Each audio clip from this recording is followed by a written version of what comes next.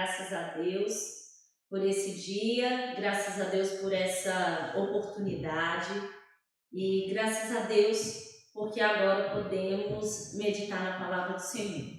Vamos abrir então as nossas Bíblias no livro de Atos, capítulo 17, e nós leremos a partir do versículo 15 até o versículo 34. Então, Atos, capítulo 17, a partir do versículo 15.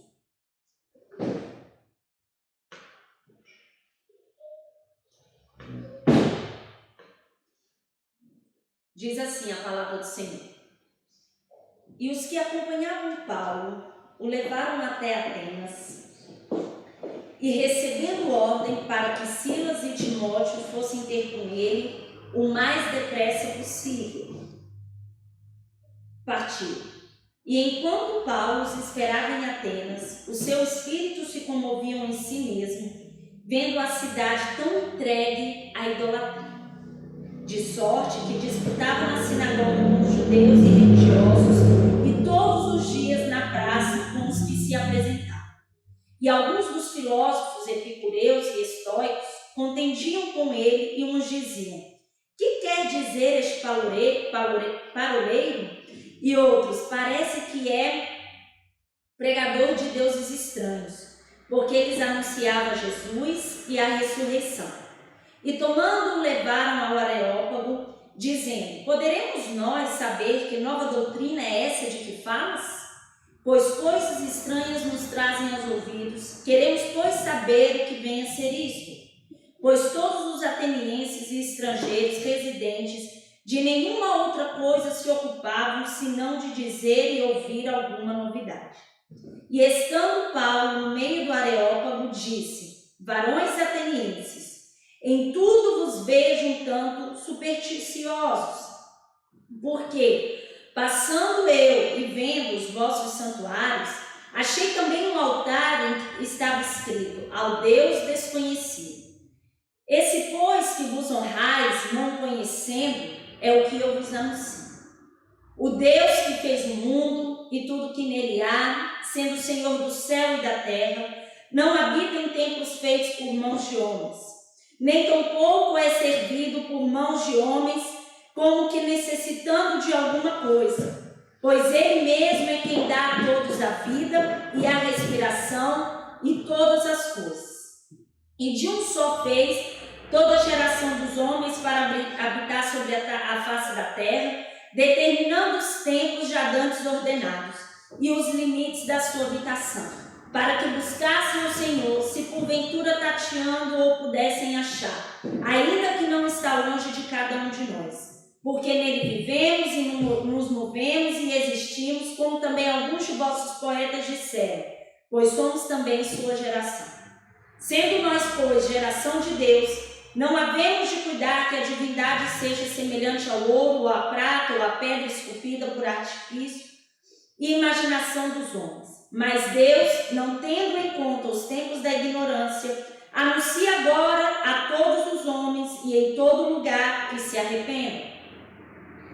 Porquanto tem determinado um dia em que com justiça há de julgar o mundo por meio do varão que destinou, e disso deu certeza a todos, ressuscitando-os dos mortos.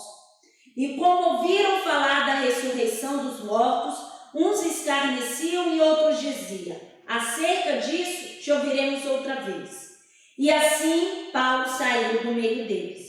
Todavia, chegando alguns varões a ele creram, entre os quais foi Dionísio, Areopagita, e uma mulher com o nome Dâmaris, e com eles outros. Meus amados, o contexto desses versículos que nós lemos realmente faz referência à segunda viagem missionária de Paulo.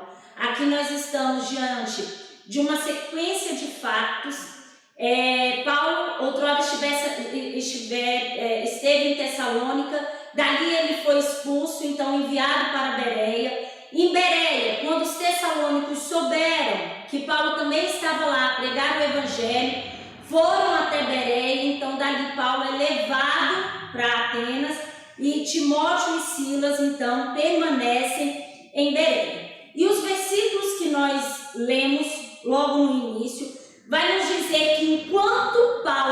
estava em Atenas, ou seja, enquanto ele aguardava o encontro, o seu reencontro com Silas e Timóteo, o coração dele, o sentimento que ele teve ali em Atenas, foi de profunda indignação em relação à quantidade de ídolos que havia em Atenas. Ou seja, Atenas era uma cidade entregue à idolatria. E é interessante que nós não vemos aqui Paulo a se comportar, Paulo a reagir em Atenas como alguém que tiver que passar por lá, ou como um turista a apreciar e ver as atrações da cidade, mas ele estava ali realmente como alguém desejoso, alguém com o objetivo de ganhar almas para Cristo.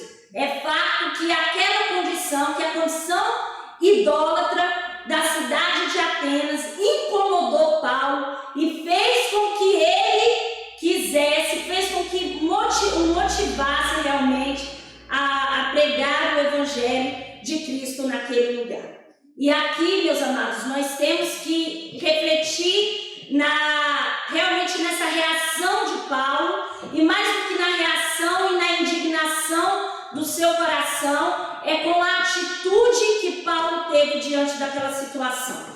E como embaixadores de Cristo, como discípulos dele, também nesse mundo,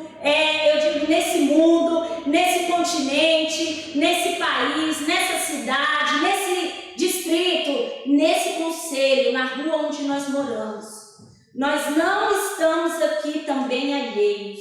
Nós não estamos aqui com um comportamento apenas de meros moradores da nossa rua, do nosso concelho, do nosso distrito, ou até mesmo como meros espectadores. Mas nós também temos de ser esses embaixadores de Cristo, esses discípulos de Cristo, dispostos e com os corações desejosos de ganharmos almas para o Senhor. Igreja, não distante da realidade de Paulo, nós também nos encontramos em semelhante contexto. E não é simplesmente hoje viver uma era, um tempo de idolatria em relação a santos e outros falsos deuses constituídos por imagens de homens. Nós não estamos cercados apenas por esse tipo de idolatria, mas hoje nós também vivemos um tipo de idolatria que é a idolatria do eu, a idolatria da imagem, do corpo atraente, de uma vida perfeita e pertinente às vidas sociais. Hoje nós vivemos e olhamos e convivemos com diferentes tipos também de idolatria. E nessa tarde nós devemos pensar, enquanto cristãos, nós temos respondido a isso? Nós temos manifestado também a nossa indignação? Nós temos manifestado Cristo também nesse contexto de vida? Meus amados, é fato que o nosso coração fica muito sensível e muito condoído quando nós olhamos para a situação financeira que está o mundo, com pessoas desempregadas, com pessoas a sentir fome, com crianças, com muitas famílias ali debilitadas, prejudicadas ou que estão a sofrer consequências financeiras, físicas, e nós nos sensibilizamos por isso, e temos que nos sensibilizar por isso. Eu não estou aqui a dizer que nós não devemos nos compadecer de situações assim, porque isso realmente é muito ruim. Mas será que o nosso coração também está compadecido, está pesaroso, está incomodado em ver tantas almas que ainda não conhecem a Cristo, que também clamam por socorro? E sendo eu, meu amado, e você também, instrumentos de Deus para aqueles que clamam por socorro. Mas uma outra questão também que talvez possa invadir e possa nos fazer questionar nessa tarde é dizer, mas aonde pregar? E Paulo, nós vamos ver aqui no versículo 17, quando diz que Paulo, por isso discutia na sinagoga com os judeus e a Deus, mas vem como a praça principal. Em outras versões vão dizer o mercado, que também era conhecido como a ágora, ou seja, qualquer lugar Paulo pregava as boas novas. Infelizmente, hoje nós temos a porta das nossas igrejas, das igrejas do mundo, muitas delas fechadas. Mas, amados, tem uma voz que não se pode calar. E essa é a minha voz, é a sua voz. É a boa mensagem do Evangelho de Cristo. São as boas novas. E você diz assim, Gisele, se não podemos estar na igreja, mas a nossa voz pode ser audível através de folhetos que nós podemos deixar, através às vezes de uma mensagem que nós compartilhamos, um versículo bíblico, seja um folheto, seja alguma postagem que nós podemos colocar nas nossas redes sociais. Irmãos, que nós olhemos para o mundo e para as circunstâncias e vejamos ainda possibilidades de levar as boas novas. Quando nós olhamos para o apóstolo Paulo, outrora acorrentado, machucado, mas ele ainda assim não se calava. E nós também, como embaixadores de Cristo, não vamos nos calar, principalmente nesse tempo em que há uma carência extrema do conhecimento de Cristo. E continuando, antes que nós cheguemos de fato ao discurso de Paulo, é interessante que nós observemos o que era Atenas e que cidade era essa. Atenas, ela se encontrava aqui nesse contexto em um período de declínio, mas ainda era reconhecida como um centro cultural, acadêmico. Não era uma cidade de muita importância política ou comercial, mas era o mais famoso centro intelectual do mundo. Era a terra do saber humano, era a terra dos filósofos como Sócrates, como Platão, Aristóteles. De fato, era uma cidade que respirava conhecimento, mas nós vemos que era uma cidade afundada, encarcerada em trevas espirituais. Certa feita, alguém disse, até em tom de ironia e piada, que em Atenas era mais fácil encontrar um Deus do que um homem, de tamanha que era a idolatria naquela cidade. Então, apesar das vãs filosofias que ali eram disseminadas e pregadas, a pregação de Paulo ali na praça, no mercado, em Ágora, chamou a atenção de alguns filósofos, e uns até diziam assim, essa mensagem, isso que ele fala é algo diferente.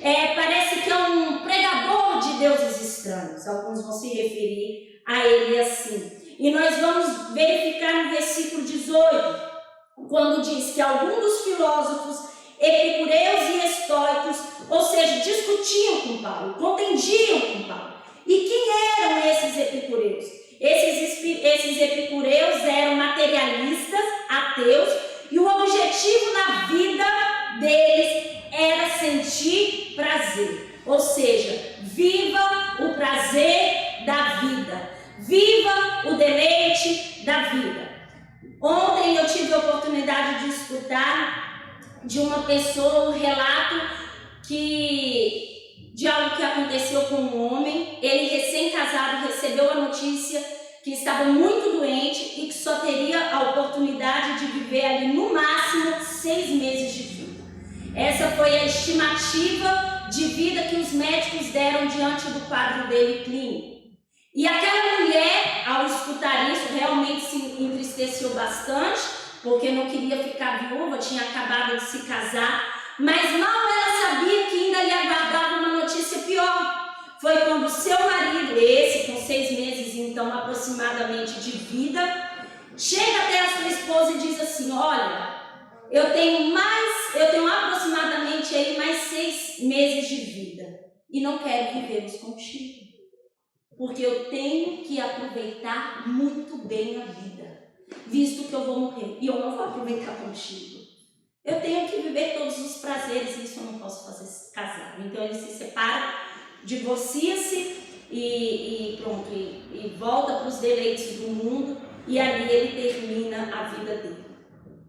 Será, meus amados, que se hoje nós fôssemos abordados, se calhar, com uma notícia parecida, de que tivéssemos aí 5 minutos, 20 minutos, ou 1 mês, ou 2 meses, ou 6 meses, nós não sabemos quanto tempo nós temos ainda aqui. E como é que nós aproveitaremos esse tempo? Ou melhor dizendo, meus amados, como temos aproveitado? Como temos vivido os dias que nos são nos dados pelo Senhor? E além dos epicureus, nós vamos ver os estoicos.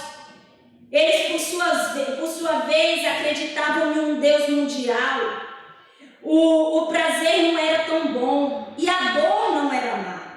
E a coisa mais importante da vida era seguir a razão e ser autossuficiente. Isso é o que diziam os epicureus. Isso é o que diziam os estoicos. E você sabe o que diziam de Paulo? Fala assim, e esse daí, que prega coisas estranhas, não passa de um paroleiro, de um tagarela. E isso significa como um pássaro que sai ali a buscar sementes em diferentes lugares. Se refere a alguém que junta vários tipos de ideia, ensina conceitos emprestados de outros como se fossem seus. Ou seja, é como alguém que só repete o que não sabe e o que não domina. Foi dessa maneira que Paulo foi caracterizado ali por aqueles filósofos. Então, de um lado nós temos os epicureus que diziam, aproveite a vida, enquanto os estoicos diziam, aguente a vida, a dor não é tomar. E Paulo anunciava Jesus e a salvação. Nós temos um grupo a gritar, dizer, aproveite a vida. Outro grupo a dizer, aguente a vida. Meus amados, hoje nós estamos distante disso? Penso eu que não. Será que hoje também nós não podemos escutar ideias e filosofias como isso? Aproveita a sua vida. Você ainda é jovem, aproveita. Deixa para você fazer isso daí quando você não tiver mais outras opções. Aí você serve a Deus, aí você busca a Deus, aí você cultua a Deus. Mas agora não é hora disso não. Agora é hora de você aproveitar a vida. Outros, em outro extremo, vai pensar assim, não, aguenta a vida que você tem.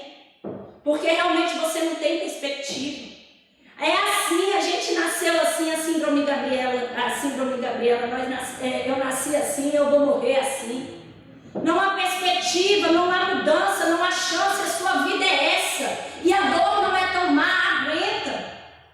E eles iam dizer isso mesmo. Você sabe por quê? Porque os deuses gregos em que eles acreditavam, os seus ídolos, as suas vãs filosofias, os seus personagens, eles eram incapazes de transformar a vida de um homem.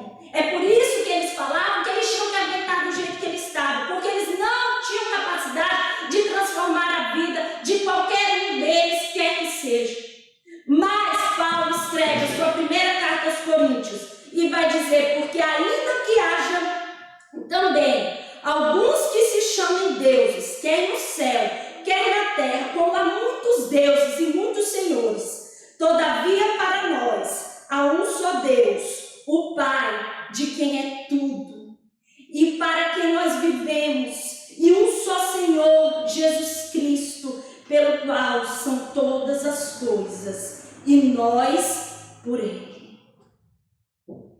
Eles podiam dizer tudo isso porque eles não conheciam um Deus verdadeiro. É por isso que a mensagem deles era essa, enquanto a de Paulo existe um Deus. Jesus salva, Jesus liberta, Jesus transforma, Ele morreu, mas ressuscitou. Era uma mensagem, era uma pregação, era um Deus que trazia vida para o estado mortal de delitos e pecados que se encontravam no mundo. E mais do que isso, apesar de toda a sabedoria daqueles filósofos, apesar de toda a cultura daqueles homens, eles não conheciam o verdadeiro Deus. E Paulo ainda, na sua carta, a primeira carta aos Coríntios, ele vai dizer logo no capítulo 1, pois a mensagem da cruz é loucura para os que estão sendo destruídos, porém para nós, que estamos sendo sendo salvos. É o poder de Deus, porquanto está escrito: destruirei a sabedoria dos sábios e rejeitarei a inteligência dos homens cultos. Aonde está o sábio? Onde está o homem culto? Onde está o questionador desta era? Acaso não tornou Deus completamente insensata a sabedoria deste mundo? Considerando que na sabedoria de Deus o mundo não o conheceu por meio da sabedoria humana. Foi do agrado de Deus salvar os que creem por intermédio da loucura da proclamação da sua mensagem. Porque tanto os judeus pedem sinais como os gregos procuram sabedoria. Nós, entretanto, proclamamos a Cristo crucificado, que é motivo de escândalo para os judeus e loucura para os gentios. Todavia, para os que foram convocados, tanto judeus como gregos, Cristo é o poder de Deus e sabedoria de Deus, o chamado e vocação dos santos. É nesse Deus que nós cremos. É perante esse Deus que nós nos rendemos. É nesse Deus que nós depositamos a nossa confiança. E é desse Deus que nós também falamos. E é por isso que Paulo então é conduzido e é levado ao Areópago, que era como se fosse um tribunal ali grego, que era responsável por entender, por supervisionar, por conhecer então qual era a religião, qual era o pensamento, qual era o entendimento que aqueles que falavam ali no ágora, nos mercados, nas praças estavam a disseminar. E percebendo eles a pregação, a distinção, a diferença que havia na pregação de Paulo, então eles levam Paulo para o Areópago, para então entenderem o que mensagem era aquela. E o que é interessante nós observarmos nesses versículos, principalmente no versículo 21, ele vai dizer assim: pois todos os atenienses e estrangeiros, residentes de nenhuma outra coisa, se ocupavam senão de dizer ou ouvir alguma novidade. Ou seja, aquele povo queria novidade, mas não queriam ouvir a verdade. E nessa tarde nós precisamos olhar e entender que a novidade ela pode ser atrativa. A novidade ela suscita curiosidade, interesse. Mas, meus irmãos, eu digo que é a verdade.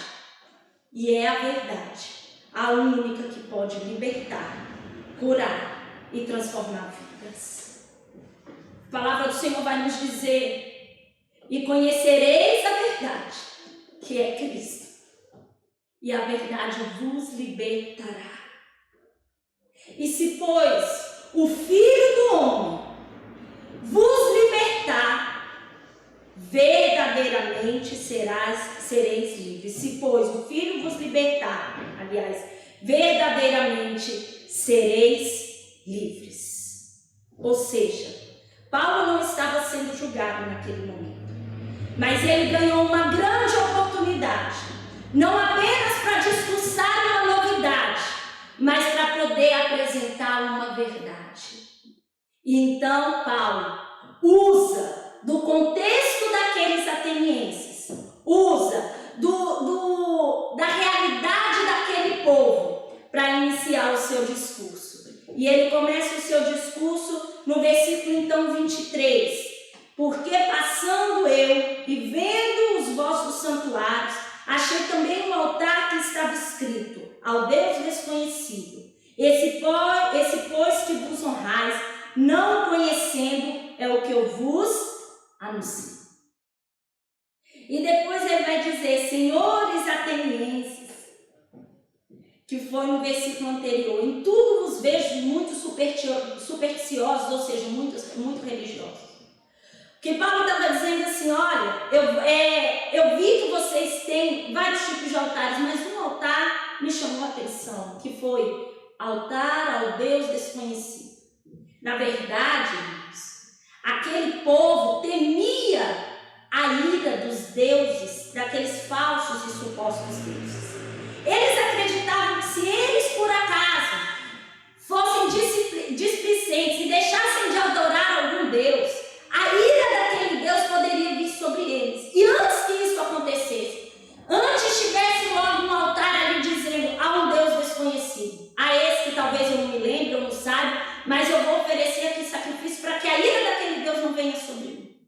E Paulo usa disso para dizer assim, realmente vocês têm um altar a um Deus desconhecido, que realmente vocês não conhecem, mas hoje eu quero vos apresentar este Deus.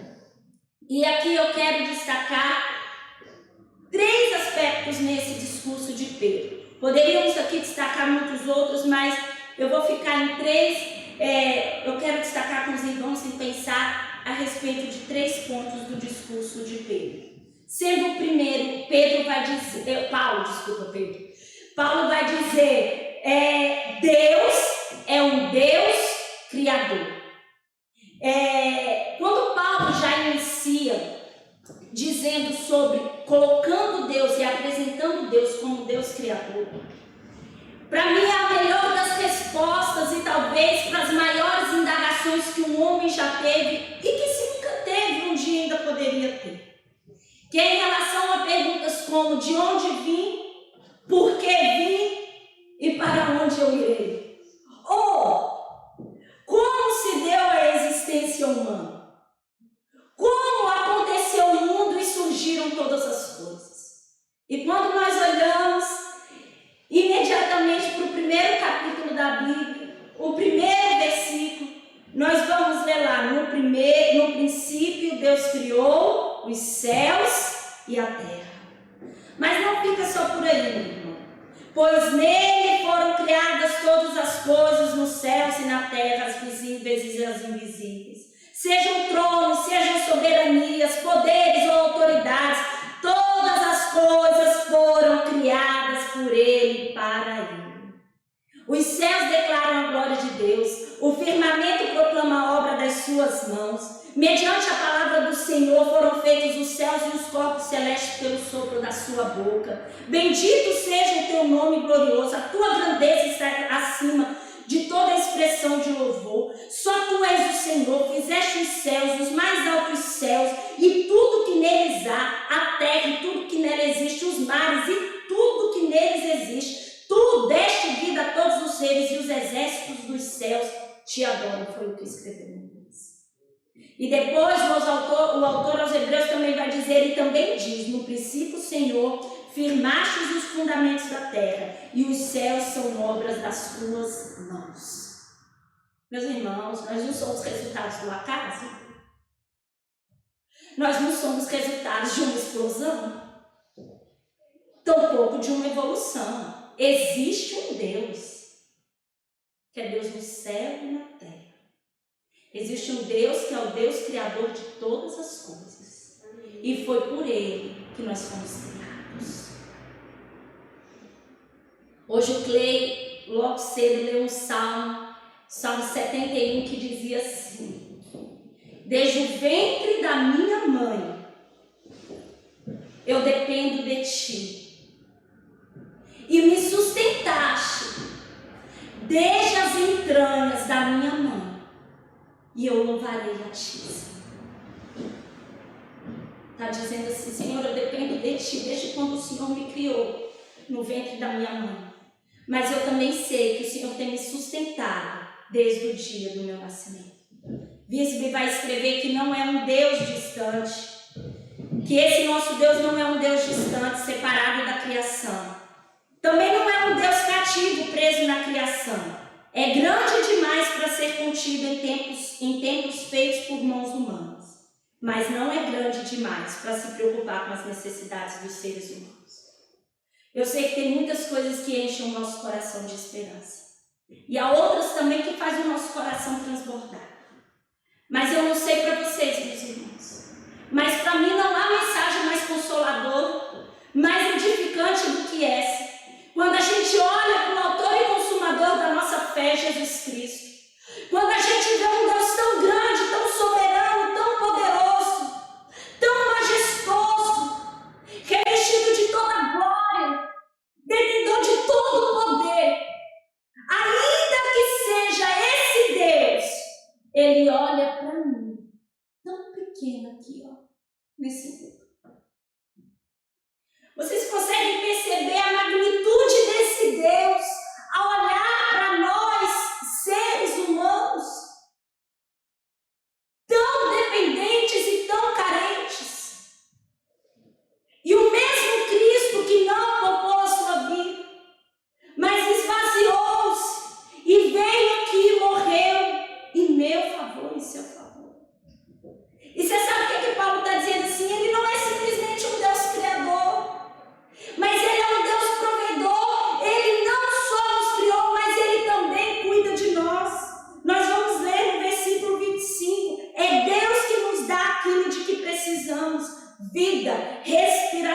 proteção e tudo mais. Deus é a fonte de toda boa dádiva e da dádiva perfeita. Ele nos deu vida e sustenta essa vida com bondade. É a bondade de Deus que conduz os homens ao arrependimento. Mas você sabe o que acontece? Algumas vezes, o que nós presenciamos não é a adoração a esse Deus. O homem não glorifica e não exalta esse Deus. Mas os homens, infelizmente, têm adorado a sua própria criação e glorificado a eles mesmos. É o que nós podemos ver também em Romanos capítulo 1. E depois disso, que Paulo diz, olha, existe um Deus, que é um Deus criador de todas as coisas. Existe um Deus provedor que cuida e zela por nós. É Ele quem provê todas as coisas. É dele que vem todas as coisas. Mas esse Deus também é um Deus salvador. E nós vamos ver que no devido tempo, Deus enviou esse Salvador e ordena a todos os homens para que se arrependam. O discurso de Pedro também vai ter o arrependimento. E o arrependimento é metanoia, mudança de mente, mudança de rota. Ou seja, é você sair e abandonar e se arrepender desses caminhos insensatos. É uma mudança de ação, de coração. E nós sabemos que se nós confessarmos os nossos pecados, Ele é fiel e justo para perdoar todos os pecados, todos, e nos purificar de qualquer injustiça. E em Provérbios nós vamos ler, o que encobre as suas transgressões, ou seja, o que nunca se arrepende, esse não vai prosperar. Mas o que confessa e deixa alcança misericórdia. E isso é arrependimento. O arrependimento não é apenas a consciência que aquilo ali é mal, mas é alinhar a consciência que aquilo ali é mal, a atitude de deixar abandonar aquilo que é mal. Ou seja, a gente percebe que é mal, que não é bom, que não agrada. O Senhor nos chama a isso. E nós nos arrependemos e deixamos, e assim nós alcançamos misericórdia. E mais do que isso, um dia esse Salvador, ressurreto, vivo, ele vai voltar. E ele vai voltar e vai fazer, então, o julgamento. É isso que Paulo deixa claro no seu discurso. E já para concluir, irmãos, eu quero rapidamente dizer aqui qual foi a reação daqueles que ouviram Paulo, daqueles que tiveram a oportunidade de ouvir essa mensagem que liberta, que salva, que transforma, que tiveram a oportunidade de ouvir sobre um Deus vivo, um Deus criador, um Deus salvador, um Deus provedor. Diz os versículos, os últimos versículos que nós lemos, a partir do versículo 32, nós vamos verificar que alguns escarneceram, zombaram, riram e não levaram em conta a mensagem de Paulo. Não levaram a mensagem de Paulo a sério, principalmente no que se tangia à ressurreição. Depois nós vamos ver um outro grupo que eles até se interessaram, mas não queriam saber muito ali agora não. É como se eles estivessem ali a postergar as suas decisões. E por último, nós vimos um pequeno grupo que aceitou a pregação de Paulo e creu em Jesus Cristo e foi salvo. Nós não temos aqui a dimensão de quem nos escuta, ou de quem vai nos escutar, ou até mesmo sondar e conhecer o coração do homem. Isso só o Senhor pode fazer. E é por isso, meus irmãos, que se hoje eu estivesse diante de um grupo que até pode ter escutado uma mensagem dessa e ri, escarnece e zomba, e não levam a sério a mensagem salvífica de Cristo, eu só posso clamar por misericórdia. Ou se não, aqueles que talvez ouvem, mas dizem assim, isso é muito bom, mas eu vou deixar para daqui a pouco, agora não. Que postergam isso em suas vidas. O que eu posso dizer é que Cristo seja o Senhor da sua vida hoje e agora. Mas também eu posso dizer aos meus amados irmãos em Cristo, esses que já creram nessa mensagem, que já confessam a sua fé em Jesus Cristo e que estão salvos nele, que nós, irmãos, usufruemos dessa paz em Cristo, essa paz que excede todo entendimento e que o mundo não entende. Vivamos essa alegria, a alegria da salvação e a certeza da vida eterna. Que o Senhor nos abençoe.